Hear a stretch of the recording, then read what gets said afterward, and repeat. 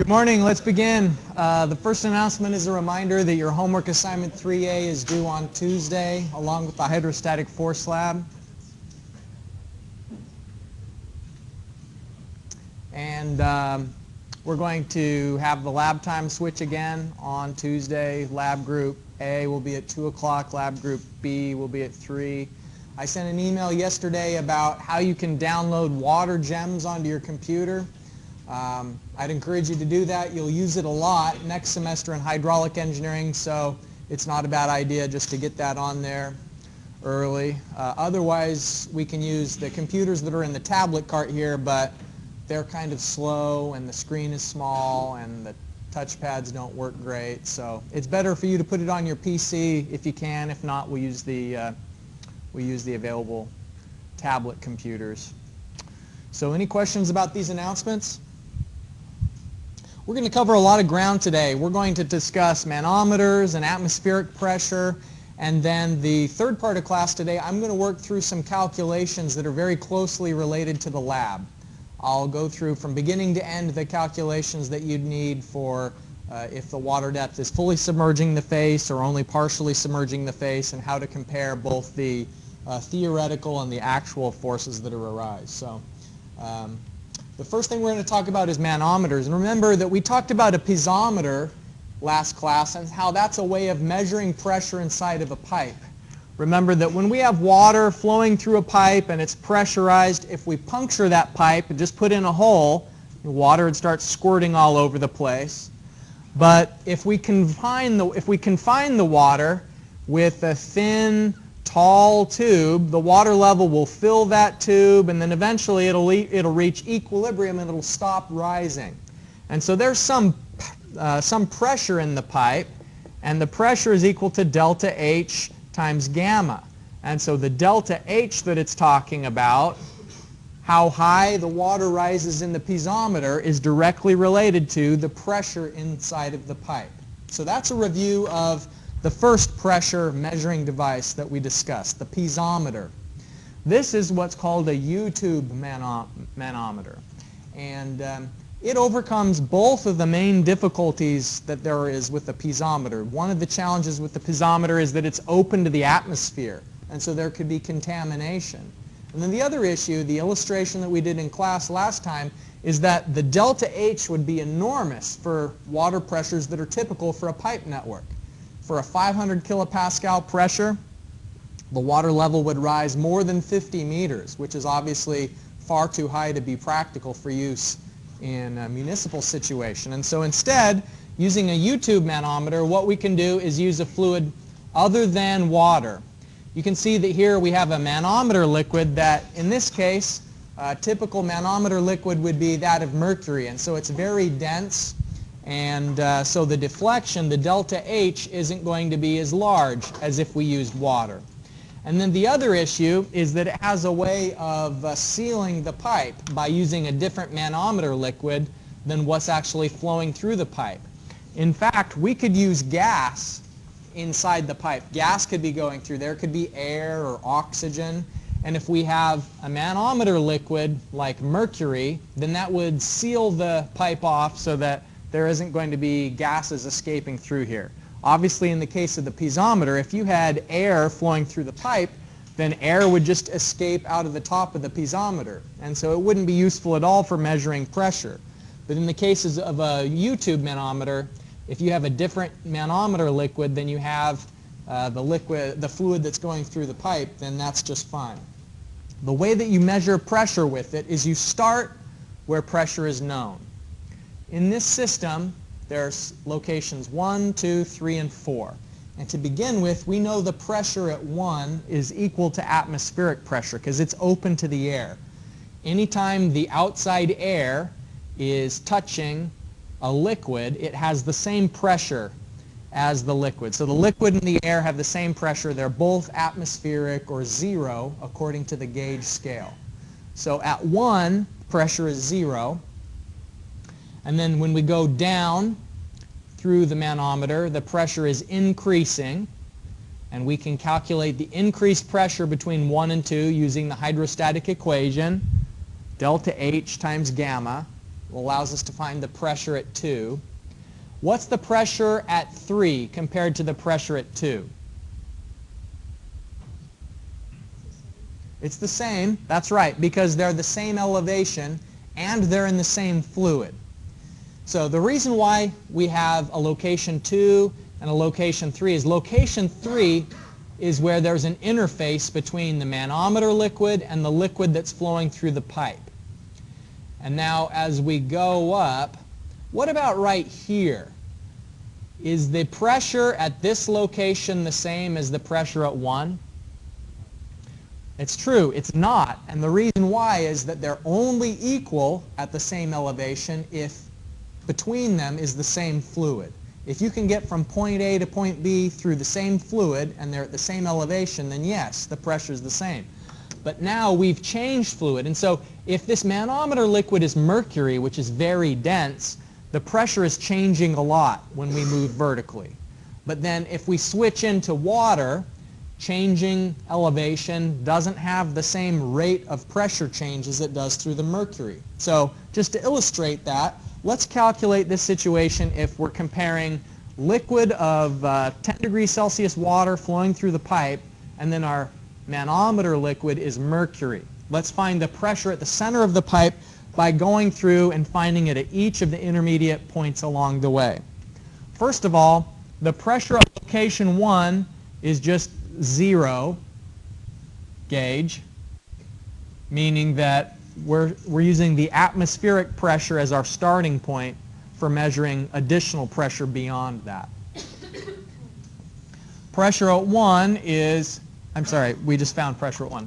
P2 is P1 plus delta P.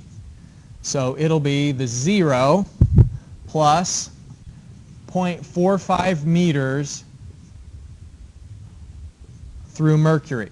The unit weight of mercury is, if we look it up, 133,416 newtons per meter cubed.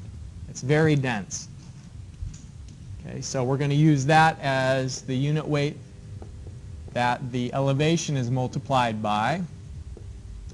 And this increase in pressure is 60,037 pascals. And so the pressure at 2 is 60,037 pascals. Now the pressure at 3 is equal to the pressure at 2 because they're on the same elevation, and you can get from 2 to 3 through the same liquid. And so they're going to have the same pressure, and that is 60,037 pascals. And now P4 is P3 minus delta P. Why is it that to get to 4 I'm saying minus delta P, but when I was going from 1 to 2 I said plus delta P? Yeah, this time we're going up. So when you go up through the fluid, you're losing pressure, thus minus delta P. And the delta P, so if we put in the values here, 60,037 pascals minus 1.83 meters, because that's the elevation. It says L. The L distance is 183 centimeters, which is 1.83 meters, and we're going through water, 9810 newtons per meter cubed. This change in pressure is 17,952 pascals. So the final pressure at 4 is going to be 42,085 pascals. So that's how we can find the pressure in the pipe. And you've got a homework problem that looks very, very similar to this. It's a manometer problem where if you have to go lots of different times, if you've got a pipe like this and it goes down and up and down and finally opens,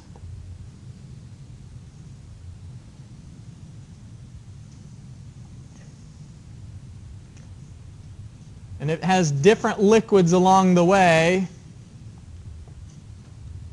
You know, if one of them is oil, another one is a gas, and so on. The procedure's the same.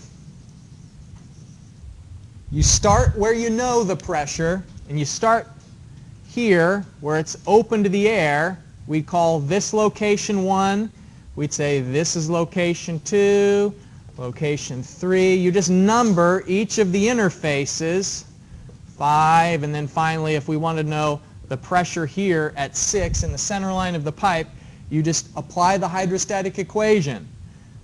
P1 is 0, then you're going down, so you're adding pressure to get to 2. Now as you go up, you're losing pressure, going down, gaining pressure again because there's a net decrease, increasing pressure. So it's just always going to be the pressure at the previous location. The pressure at like location 2 would be P1 plus delta P. P3 would be P2 minus delta P, and so on, where the delta P is always going to be delta H times the unit weight of whatever liquid is between the 2 points. Manometers are easy. It's just accounting. But sometimes it can look like a really complicated problem when the manometer tube has all these different bends. It just means that you're going to have to add and subtract different times as you go between the different segments. These problems are actually much simpler than they look like.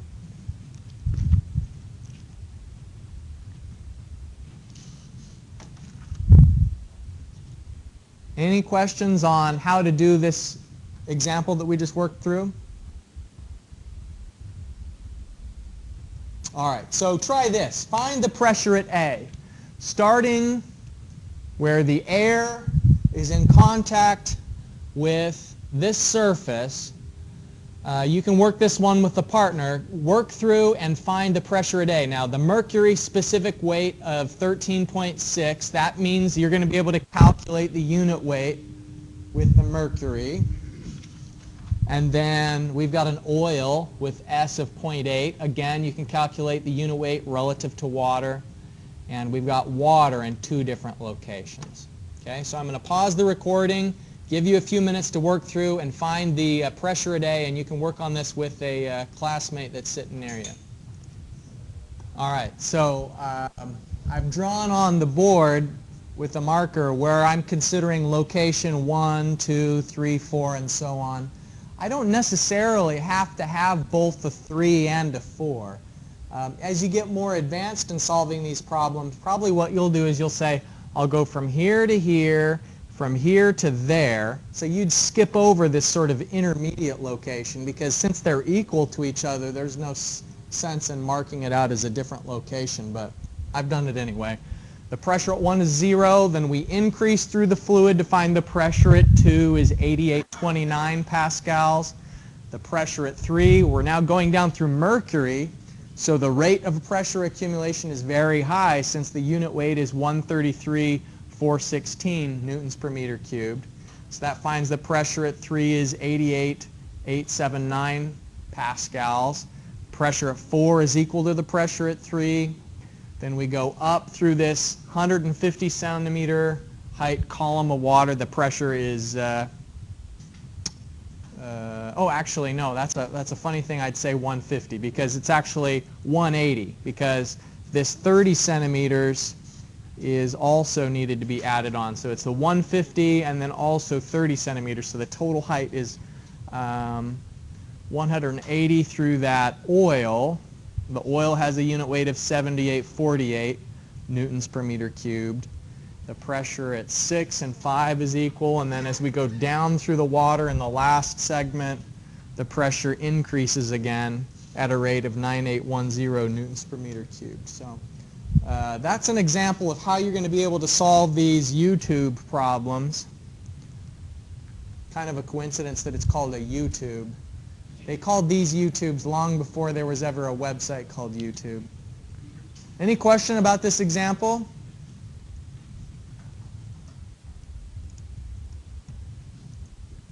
All right.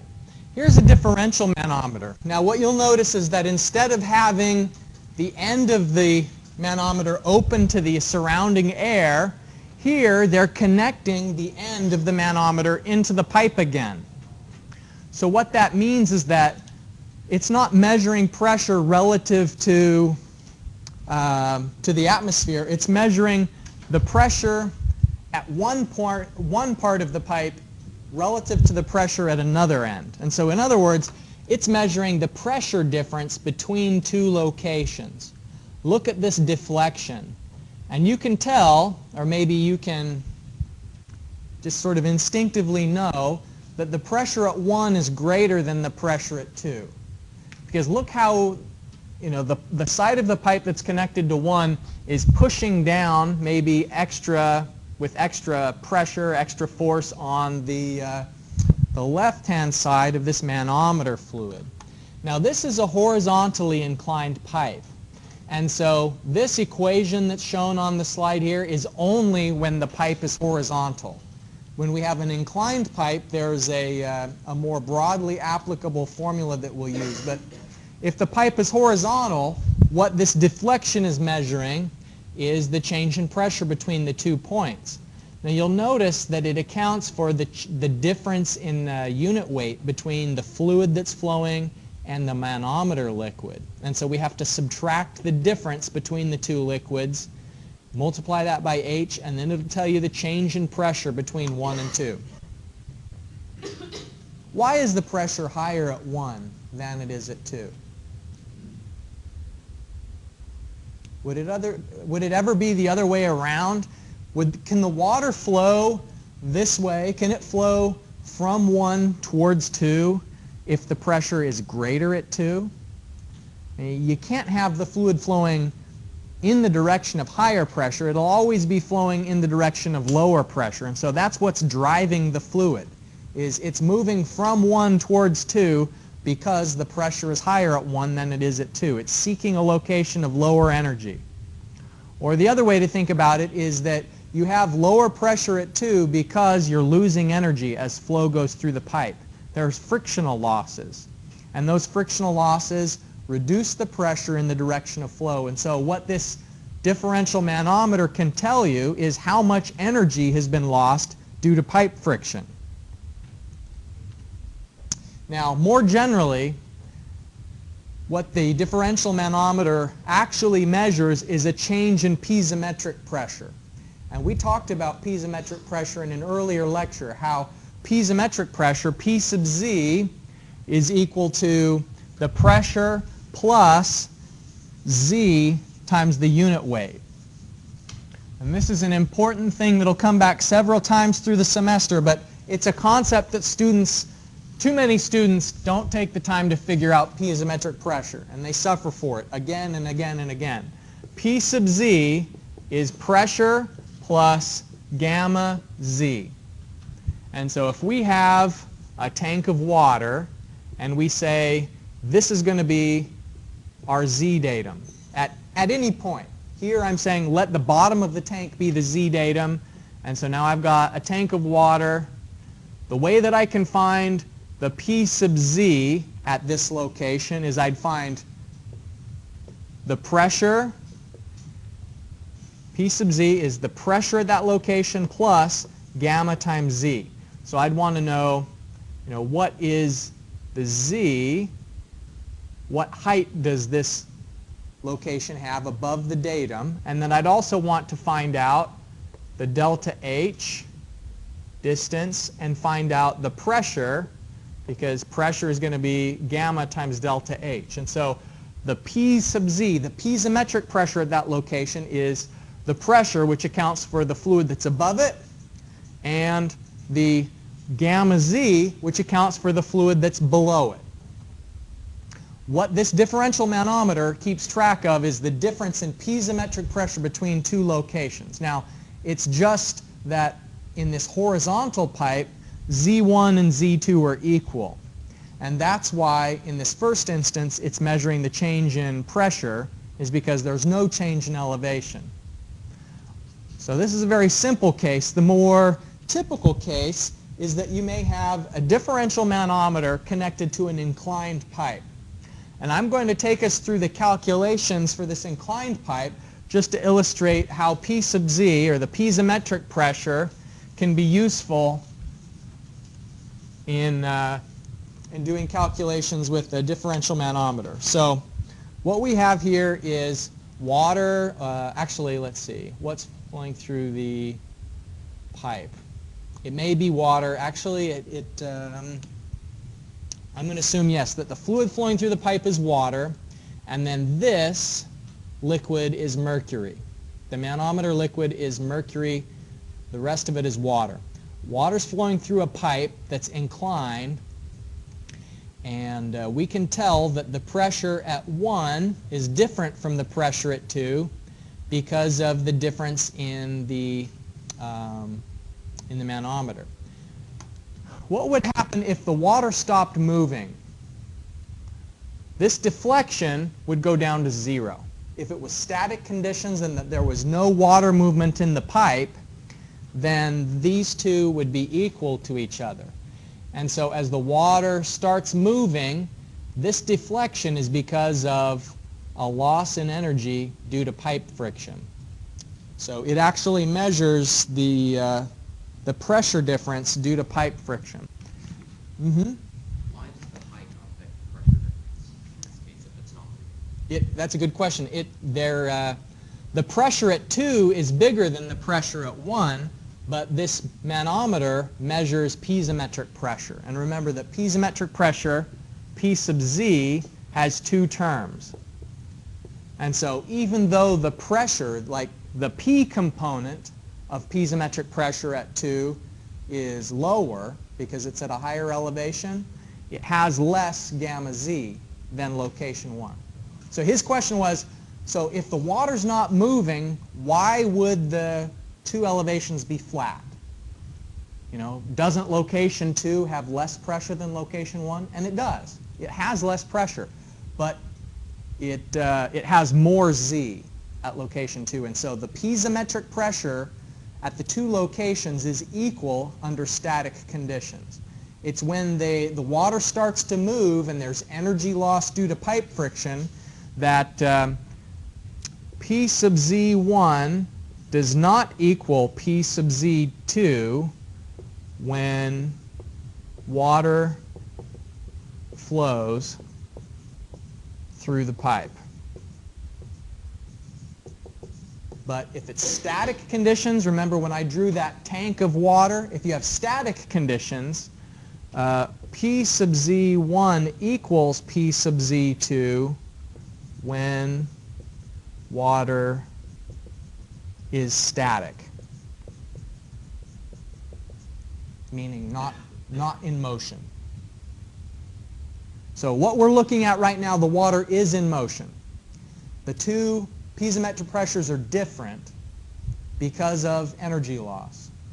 If the water was not moving, then that deflection would go to 0. The delta H would be 0, and although the pressure at 1 and 2 is different, the piezometric pressure is the same because the difference in the pressure is accountable just because of the delta Z between them.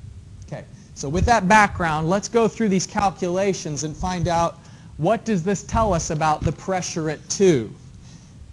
If we know the pressure at 1 is 450 kilopascals, how does the differential manometer tell us what the pressure at 2 is? We're going to calculate that by applying the hydrostatic equation. Now I just told you that water is moving. Water's moving through the pipe, but water's not moving through the manometer. Inside the manometer, actually, conditions are in equilibrium. Even as water continues to flow through the main pipe, inside this part, the water is stagnant. You know, it's not moving. If it was moving, then it would flush that manometer fluid. It would push it right out. And if the flow was fast enough, maybe it would flush out that manometer fluid. But in this case, even though water is moving through the main pipe, inside the manometer tube, we can apply the hydrostatic equation. So that's what we're going to do. We're going to go from 1 to 2 the scenic route. We're gonna apply the hydrostatic equation through the differential manometer. Okay, so to do that, I'm going to say, starting at location 1, the pressure at 1, and then I'm going to go down through the tube, so it'll be plus gamma F, meaning the fluid that's flowing through the pipe, and the elevation difference is delta Y, plus gamma F through delta H.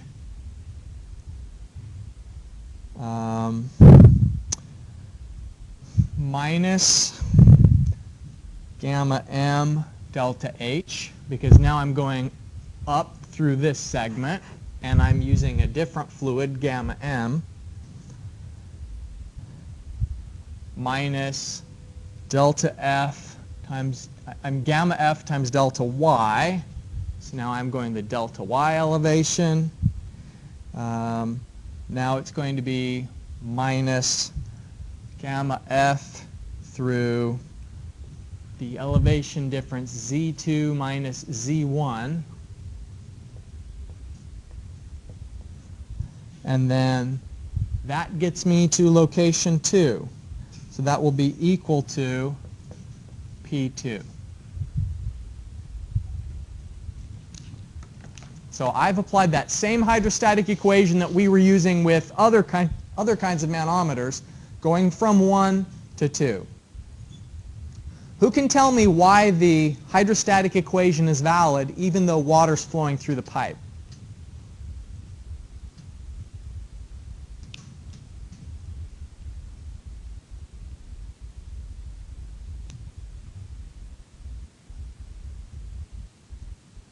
I can stand here all day.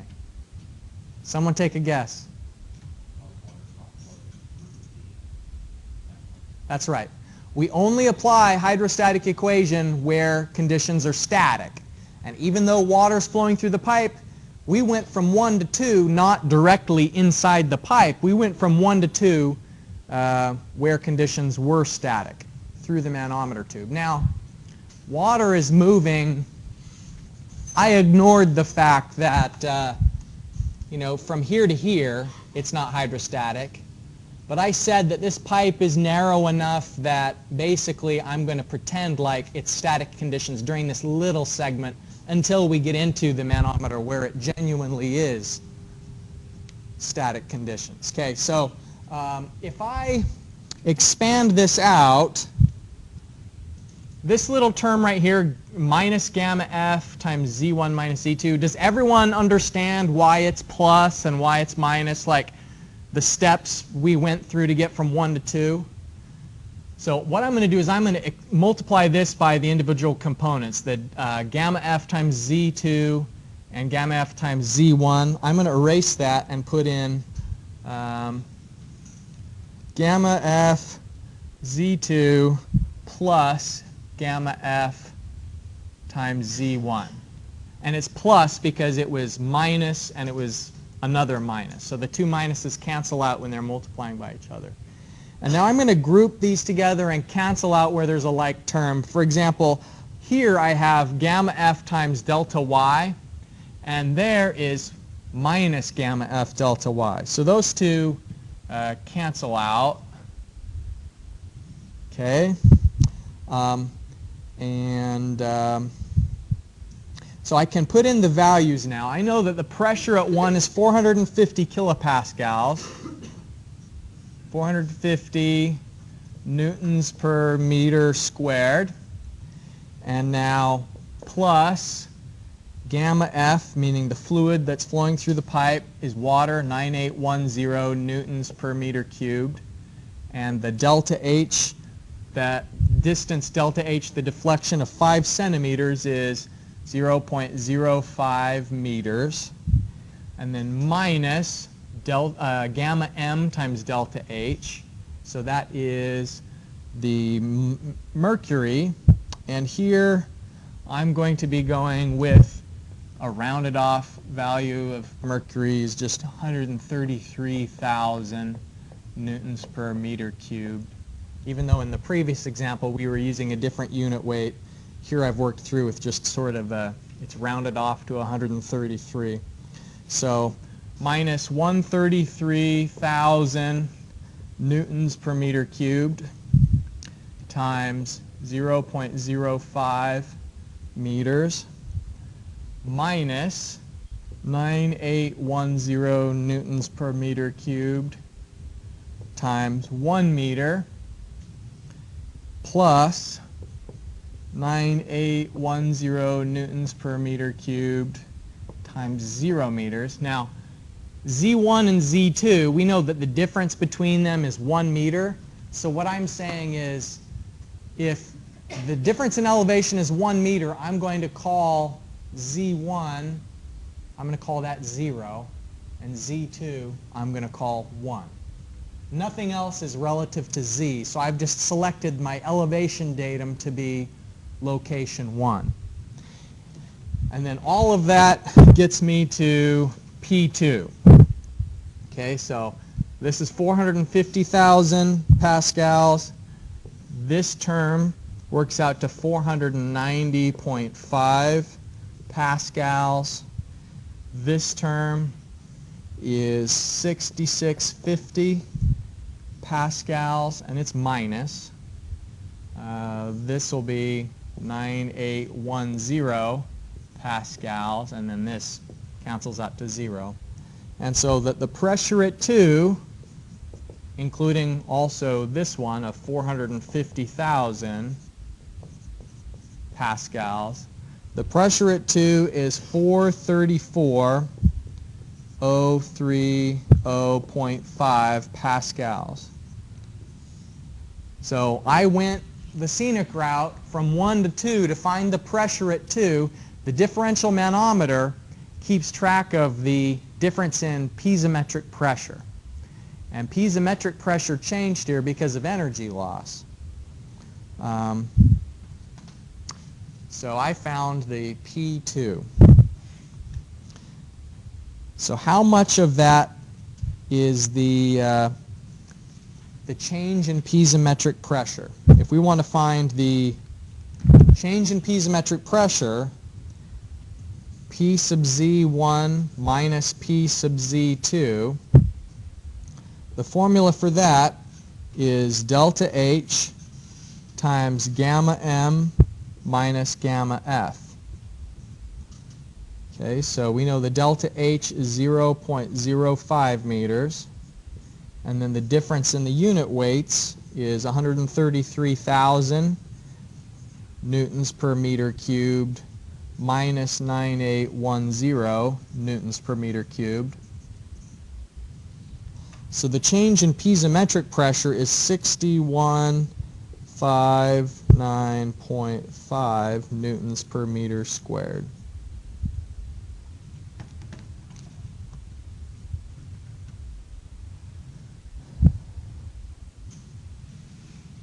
So why is the pressure different at 1 versus 2?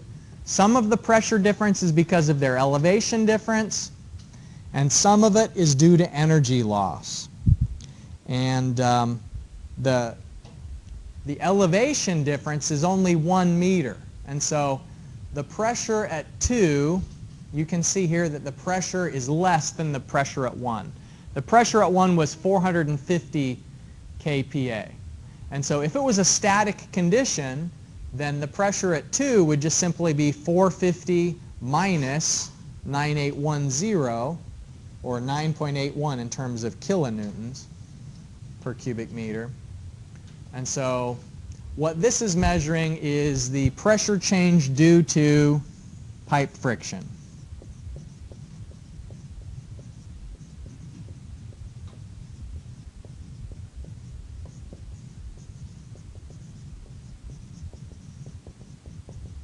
It's an energy loss.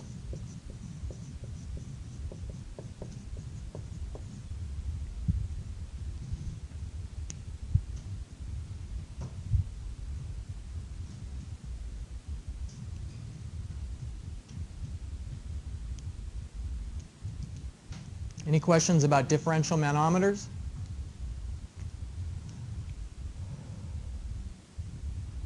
All right. Well, let's move on. talk a little bit about, I think, atmospheric pressure. Here's a photo of a balloon being inflated. It's a weather balloon that they can send up very, very high into the atmosphere. And NOAA, the government agency that's the National Oceanographic and Atmospheric Administration, collects data like this not only for analysis of weather, but also to find out the quality of air at different heights. And just this morning I saw a headline in the news that was explaining that the ozone layer is finally being measured to recover. And you may know that the ozone layer is down in southern latitudes at the South Pole. Chlorofluorocarbons, like refrigerants that used to be made that had chlorine compounds attached in them, when they got to the upper atmosphere, solar radiation would break apart the chlorine, and the chlorine would go attack ozone, which is O3. It's related to oxygen, but it's a very effective filter of ultraviolet radiation. And so those chlorofluorocarbons were breaking down our natural shielding against solar rays, and then that can cause a lot more skin cancer and damage to plants and wildlife. So they're finally, with measurements like this, identifying that concentrations of ozone are increasing. One of the interesting things about the atmosphere is that in the troposphere, which is the layer of the atmosphere that's closest to the Earth's surface, there's a very predictable rate of temperature change as a function of altitude. So what this graph is showing is that as you go up through the atmosphere, the change in temperature with respect to elevation is negative 5.87 Kelvin per kilometer. So in other words, if you go 1 kilometer up in the atmosphere, the temperature is going to decrease by 5.87 Kelvin, or 5.87 Celsius, since a Kelvin and a degree Celsius has the same size. That temperature, we can calculate a temperature at some elevation aloft, T, by finding the temperature at a known location within just only the troposphere. Because you can see when we get into the stratosphere that this slope of negative 5.87 doesn't apply any longer. This alpha is the rate of atmospheric change. It's the slope, dt dz, and then the change in elevation. Another thing that we can predict, in addition to the temperature, we can also predict how pressure changes as a function of elevation. And it, too, is a function of what's called the lapse rate. The temperature lapse rate, sometimes that's referred to as the adiabatic lapse rate. And when you get into environmental engineering, if you ever take an environmental engineering course, you'll learn about how the adiabatic lapse rate, the slope of this line, affects how bad pollution is in some locations. The smoke can either rise or fall. Smoke can actually go down from a smokestack in some conditions and be trapped depending on what the adiabatic lapse rate looks like. Under standard temperature and pressure, the atmospheric pressure is 101,325 at sea level, and at elevation of 0, the typical temperature, room temperature, is 296. So let's just do some calculations to get you ready for one of the homework problems that you've got. Let's say that we're in Dubai, and at ground level we measure that the temperature is 30 Celsius. And this structure, ground level, is about 10 meters above sea level. So Z sub 0 in this instance would be 10 meters. And at the top of the structure, which is 828 meters tall, then we want to know what is the air temperature and what is the air pressure up at that elevation. And so we can go through and, using the adiabatic lapse rate, calculate both the temperature and the pressure for both of these. Okay.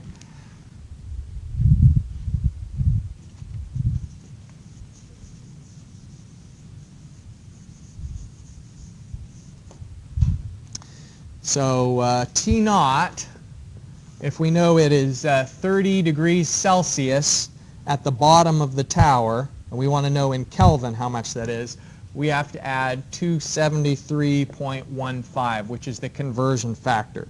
And that'll give us, it's 303.15 Kelvin.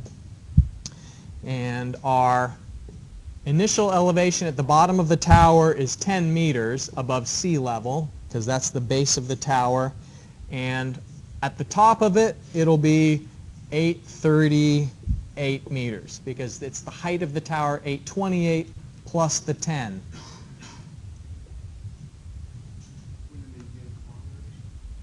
We don't have to put it in kilometers if we express the adiabatic lapse rate in terms of kelvins per meter. Yeah, and so it's here it's 5.87 kelvins per kilometer. If I divide this by 1,000, then I can work everything in meters. Okay, good question. So the other thing is pressure. The initial pressure, this is a typical, when we're watching the news, they'll usually tell us in the evening news the pressure in terms of inches of mercury. So 28.7 inches of mercury, 28.70 inches of Hg, that converts to 25.7 millimeters per inch.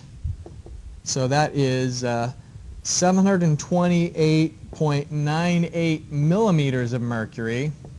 Does anybody know how many millimeters of mercury corresponds to atmospheric pressure? From chemistry, maybe? 760, right.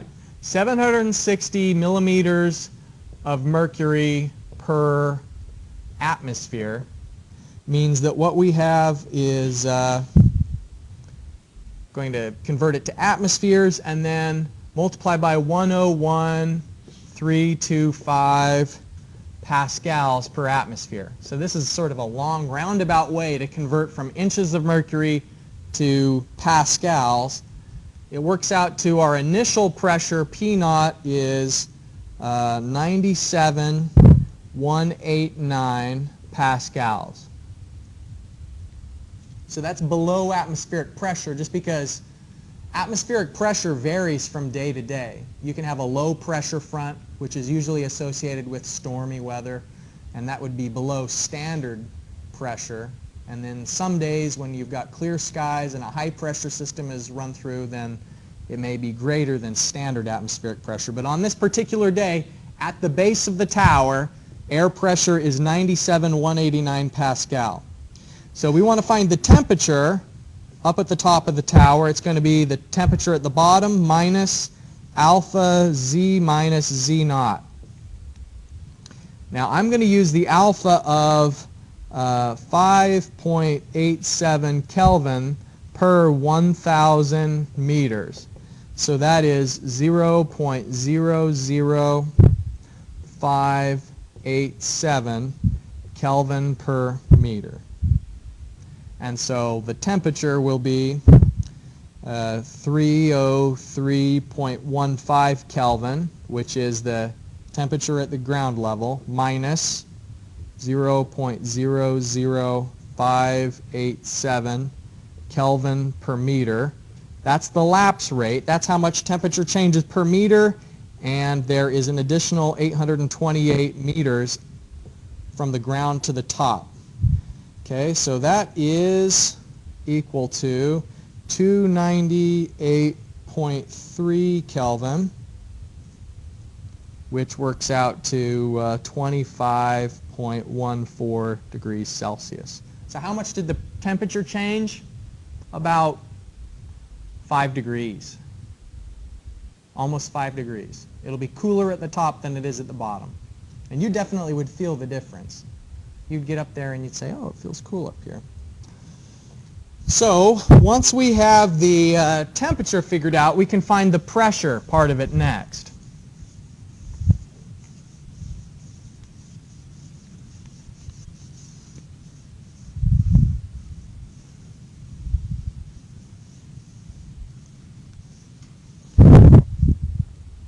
And the formula we're going to be using for pressure is the initial pressure times T naught minus alpha times Z minus Z naught divided by T naught, and that is to the power of G divided by alpha times R. And R is something we can look up in the text. The R for air is 287 joules per kilogram Kelvin. It's just a constant for air. And of course we know that G is 9.81 meters per second squared, and we already defined alpha earlier in the problem. So this combination, G divided by alpha R, that's going to be 9.81 meters per second squared divided by the alpha of 0.00587 kilograms, Kelvin per meter. And then R is 287 joules per kilogram Kelvin. So this combination of terms is equal to 5.823. And the units cancel out, so it's actually unitless when you consider that a joule is a kilogram meter per second squared. Okay, so back to finding the pressure. The pressure, if we want to have the pressure in terms of inches of mercury, then we can leave it as 28.70 inches of mercury, and then put in our initial temperature, which is 303.15 Kelvin, minus alpha, which is 0.00587 Kelvin per meter. And then the elevation aloft, the elevation difference is 828 is the change in pressure, Z minus Z naught, so the net elevation gain. And we're going to do that to the power of 5.823. And then in the denominator here we'll have the initial temperature, which is again 303.15 Kelvin. Okay, so I'll give you a second to calculate that. I want to double check my own number.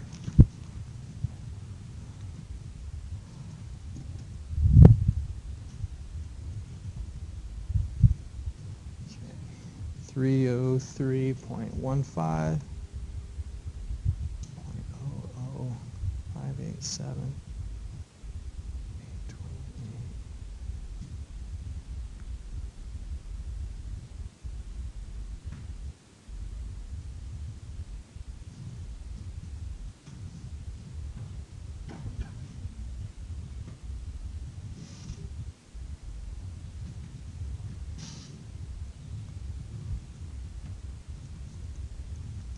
So it's going to be 28.70 inches of mercury times 0.9102 .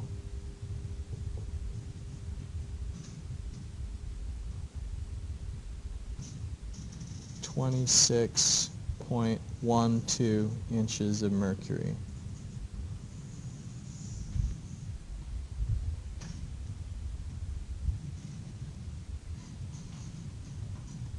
Can I use your pencil for a second? Thanks.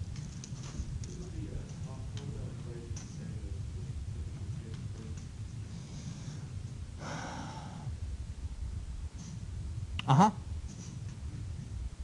Yep. So I guess we could just say It's the ratio of the temperatures, right? 828. All right.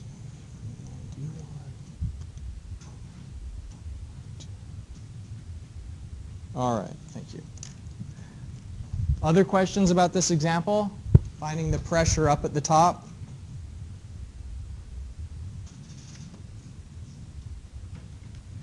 All right, hydrostatic forces. You may remember back to when you were doing statics that you have a variety of formulas you can look up for area moment of inertia. And the one that will apply most often for us, I told you about in lab, AB cubed divided by 12. It's talking about the resistance to rotation about the horizontal axis. But to point out that there are also formulas available for the moment of inertia of a circle, which is dependent on the radius, or even the moment of inertia for an ellipse, a pi AB cubed divided by 4. So our text has formulas at the back for area moment of inertia for a different variety of shapes. And we're going to try and find out questions like, how hard is the water pushing on this gate? If we had a gate that's meant to hold the water back, then the hydrostatic forces are going to be pushing towards the right on this gate and trying to have water go out of the bottom of the gate. And so we'd want to know something like that so we could figure out how hard we have to push to keep the gate closed, or if there's a motor at the hinge, how the motor would have to be, how hard the motor would have to be pressing to keep the gate closed.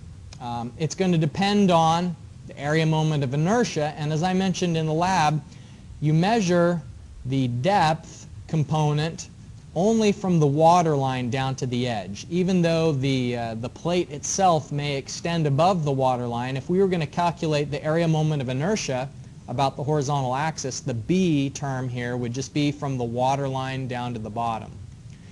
Now, there are some important terms that we have to identify when we're doing the calculations for hydrostatic forces. And the first of them, the delta H, just measures the vertical distance from the centroid to the center of area. So if we have a plate like this, it's a rectangular plate of length A and width B, then the delta H is from the water line down to the centroid. So the center of area, the vertical distance delta H is going to measure how deep we go, and we can use this to find the pressure at the centroid.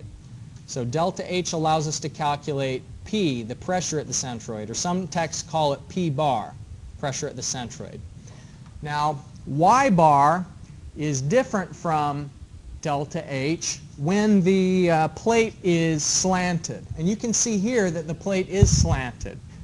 And I'll show you the difference between delta H and Y bar is that here delta H is from the centroid up to the surface. So here's delta H, and then Y bar would be this distance, the inclined distance from the centroid to the surface.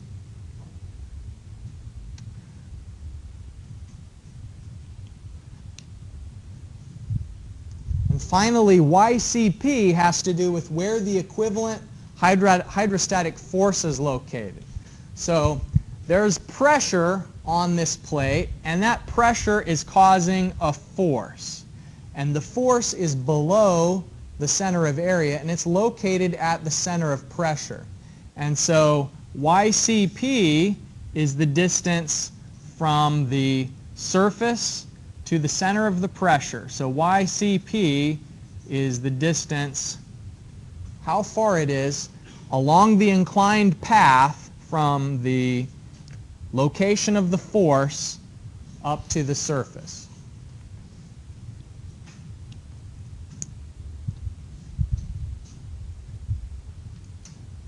And we can calculate that length, YCP, by using this formula that's shown here. If we just by geometry know the depth to Y bar, and then we calculate the area moment of inertia for the shape that's available, you can calculate YCP. And that's what we're going to do in this illustration that takes into account the shape of the device that we used in lab. So we're going to work through this with two different depths. What if the depth was 125 millimeters, which would fully submerge that face? And then what would the calculations look like if the face was only partially submerged with a depth of 70 millimeters? And I'm going to go through the calculations in the steps that are shown on the screen here, and you can do the same in the lab. First of all, we're going to want to find the delta H when we have the distance. For distance equals 125 millimeters, everything based on that. So the measured distance, as you can see here, is from the bottom edge to the water surface. Now, we know that from the bottom edge to the top is 0.2 meters. There's 0.2 meters that way. And you can see another known dimension is 0.275 meters from the edge to where the weight is located. Okay, so the first thing is delta H, which is the depth to centroid,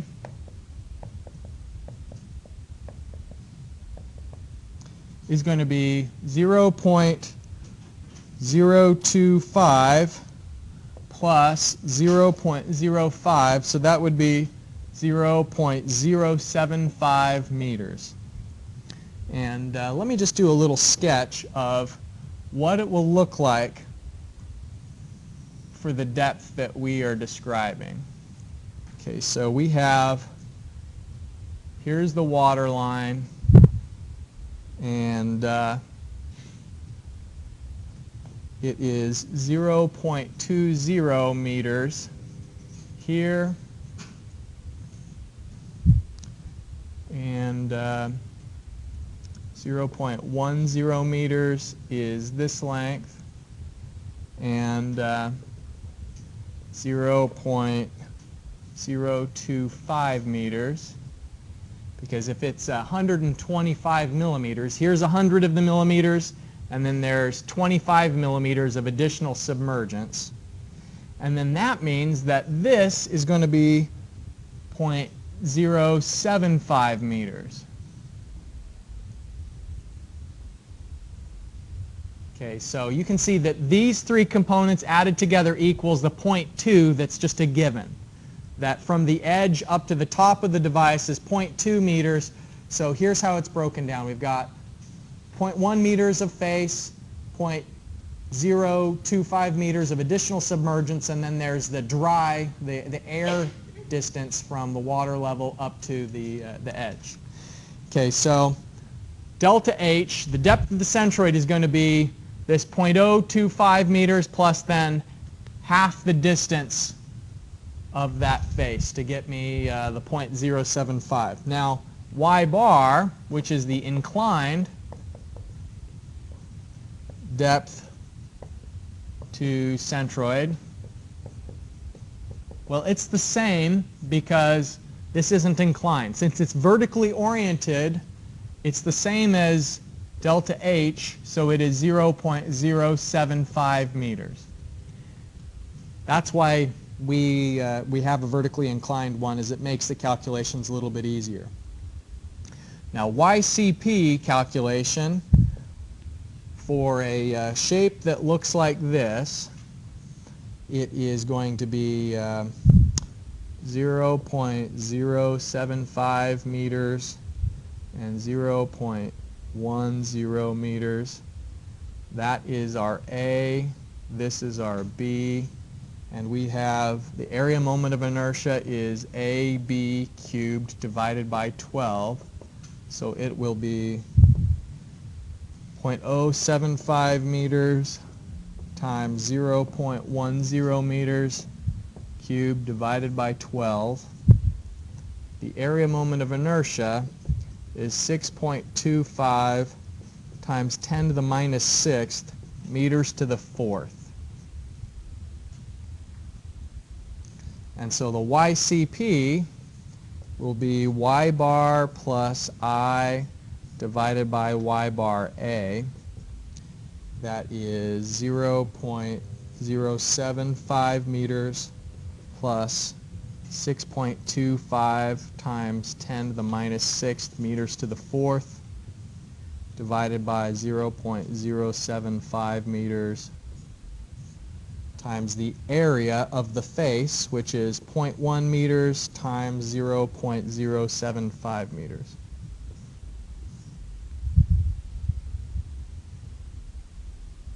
So the inclined depth to the location of center pressure is 0.0861 meters. And now that's going to allow us to compare the theoretical moment to the measured moment.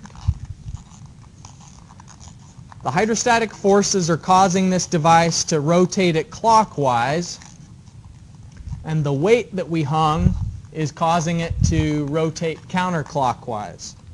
So first I'm going to calculate the clockwise moment.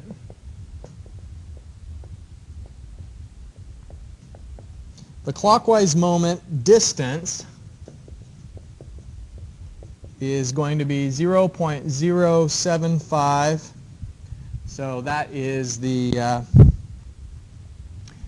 distance from here to the water surface, and then some additional depth down to the location of, where is the force applied, F. So it's the 0.075 meters plus the 0.0861 that we just calculated. So the distance that the moment is acting at is 0.1611 meters.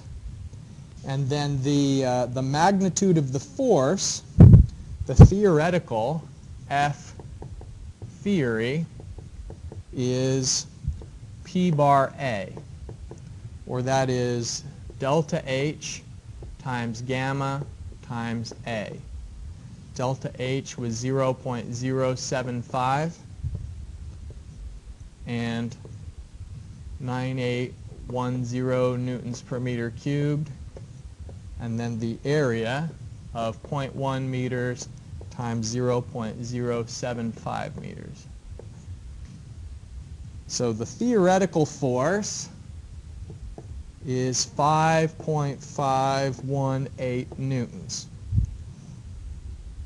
And that means that the clockwise moment will be 5.518 newtons multiplied by the moment length of 0.1611 meters. So that is 0.8890 Newton meters. That's the theoretical clockwise moment.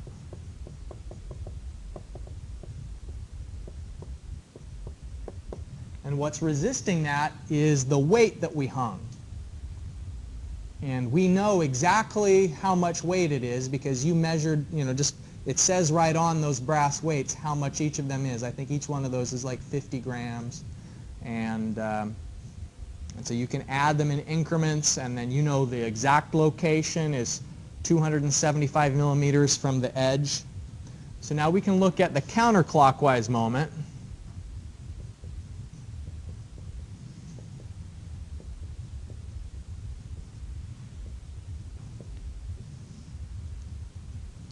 And for mass equals 325 grams, well, that is 0.325 kilograms being accelerated at 9.81 meters per second squared. So the weight is 3.1883 newtons. And then the moment distance is 0.275, so the counterclockwise moment, CCW, counterclockwise moment, is 3.1883 newtons, acting at a distance of 0.275 meters, and that is 0.8768 Newton meters. And this is like the measured moment. This one was theoretical, this one is measured.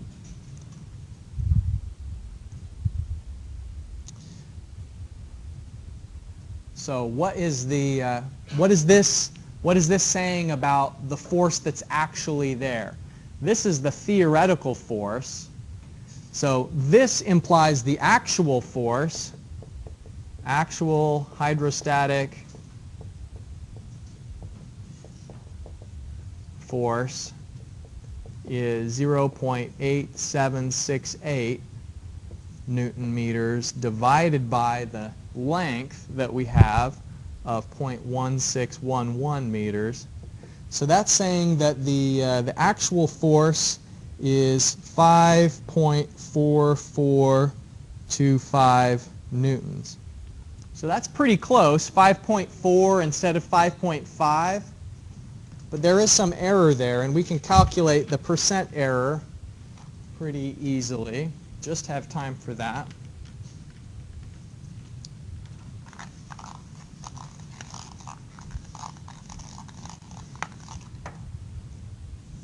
Now this is assuming that the measured value is correct, and we're trying to test the theoretical equation. So the percent error is going to be the actual minus the theory divided by the actual times 100. And here our actual value was 5.4425 newtons.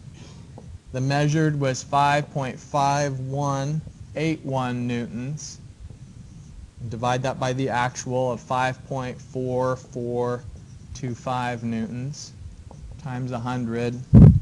And that is minus 1.39%. And the interpretation of that minus sign is that it tells us that the actual value is less than the theoretical value. And so the percent error is less than 2%. Our results are pretty close. You know, we can feel good about the precision that we were working with in the lab. But that shows you the train of calculations you should go through for when it's fully submerged. Now what I'll do is I'll email you a PDF that shows the calculations for when it's only partly submerged. I'll send you that right now. I'm going to go to my class and scan that, and I'll send you the PDF since we don't have time to go through the 70 millimeter calculation. Just one final look at the announcements. Remember that we've got class on Tuesday and lab, and you've got an assignment due in class, a lab due in lab, so you'll have a busy weekend. Hope it's a good one. I'll see you on Tuesday.